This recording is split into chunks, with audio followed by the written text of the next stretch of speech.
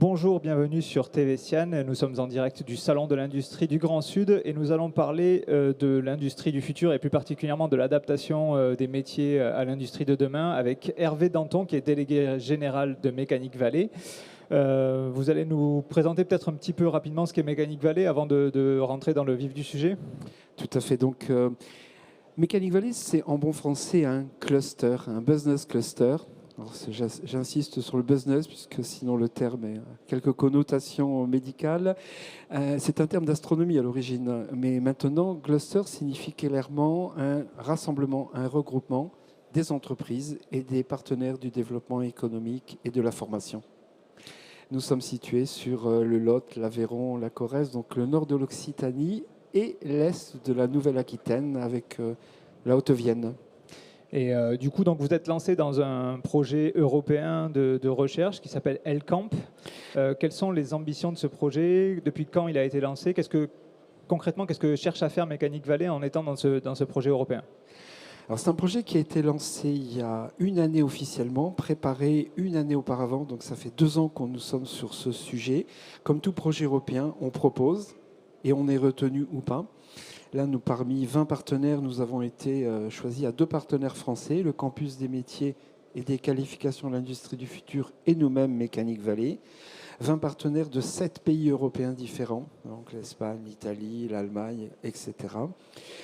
Et l'objectif est clairement de travailler sur les nouveaux métiers, ou en tout cas l'impact de l'industrie du futur sur les métiers de la fabrication avancée, fabrication 4.0. Oui, parce que l'industrie, de manière transversale, tous les secteurs industriels sont confrontés à de nombreux enjeux, le verdissement, la fabrication numérique, énormément de choses, la fabrication additive. Enfin, il y a beaucoup de choses qui changent dans l'industrie. On a une image parfois vieillotte de l'industrie, mais aujourd'hui, on est sur une industrie très numérisée. Donc, il faut forcément adapter les métiers. Exactement. Je pense qu'il faut définitivement sortir des images de l'industrie à la Zola. C'était au 19e siècle. Peut-être un peu au 20e. Quand on regarde le salon Sian, Industrie Sian, là on est clairement dans l'industrie de demain. On a des machines formidables, on a des technologies extraordinaires. Vous allez sur Paddock et l'usine école vous démontre la réalité virtuelle et ses applications immédiates. Vous allez sur le même espace et vous montre comment la 3D et comment la réalité virtuelle va nous aider demain à faire son montage de menuiserie ou des choses comme cela en live. Bon, ça c'est l'industrie d'aujourd'hui et de demain. C'est pas pour ça que l'on sait exactement comment ça va impacter et nos métiers et nos formations. D'où la nécessité de travailler avec des organisations telles que les nôtres, avec des campus des métiers tels que le nôtre, avec des organismes et des centres de formation qui nous permettent de déterminer de façon précise comment la réalité virtuelle, comment la maintenance prévisionnelle, comment la 3D vont nécessiter de modifier les cours. Et ce n'est pas le professeur seul dans son coin qui va dire je pense que c'est un ensemble d'experts, de compétences qui se réunissent et qui disent voilà les modifications qu'il convient d'apporter. C'est ça le plus important. Donc c'est du travail en amont avant de rentrer dans l'industrie, ou il y a aussi un travail de formation interne dans les entreprises? Alors très précisément, ce matin, nous étions en événement LCamp justement sur ce projet européen avec des partenaires. Et on leur a posé la question, on a posé la question à nos PME, à nos entreprises, à nos partenaires. On leur a tous demandé quels sont les métiers qui vous paraissent le plus impactés maintenant et pour les mois et années qui viennent, et quelles sont les aptitudes et les compétences nécessaires qu'il va falloir développer pour ces métiers.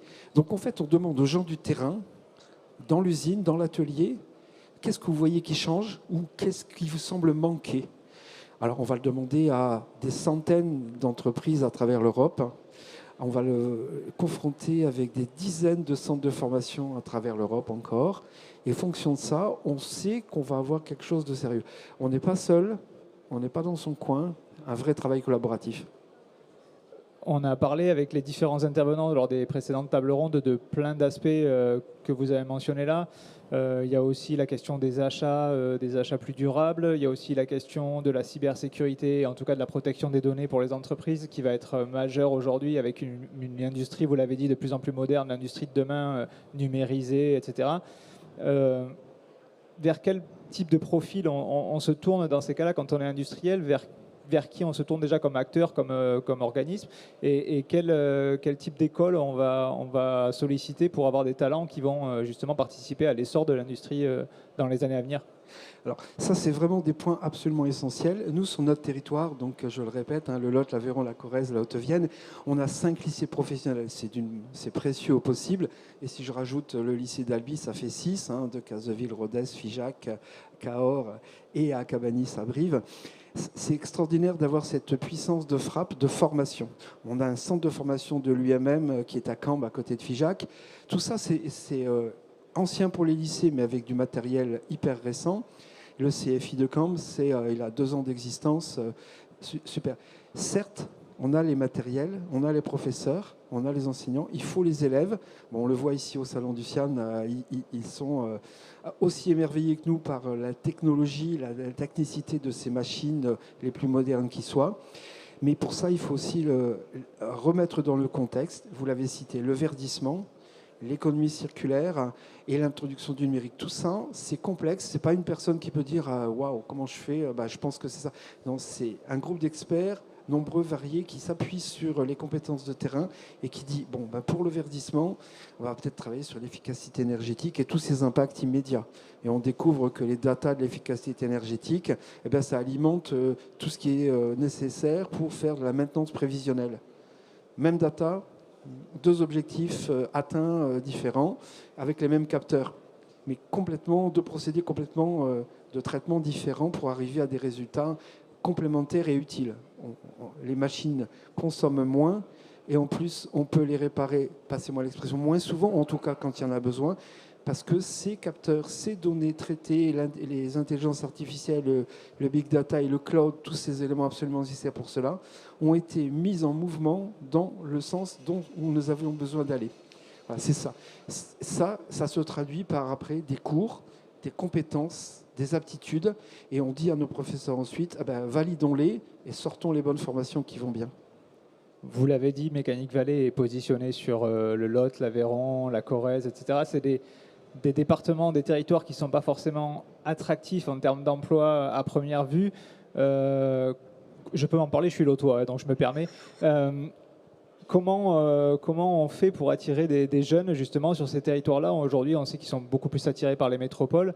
Comment on fait pour les attirer dans un secteur industriel qui, on l'a dit aussi, n'est pas forcément le plus attractif, même si aujourd'hui il est en train de changer? Comment on fait pour combiner ces 2 aspects-là et attirer les jeunes là-dessus? Alors il y a plusieurs réponses et c'est un des gros travaux de Mécanique Vallée sur son territoire avec les partenaires du développement économique de la région et des départements. Clairement, que ce soit dans le Lot, dans l'Aveyron ou dans la Corrèze, il y a deux éléments importants. D'abord, c'est les plus jolis départements de France, personne ne me dira le contraire. Et aussi parce que on est en vacances dès qu'on sort du travail. Le week-end, on est en vacances. Donc ça, c'est quand même un milieu de vie, un cadre extrêmement précieux. Alors certes, les études, les plus hautes études, on les fait dans les métropoles.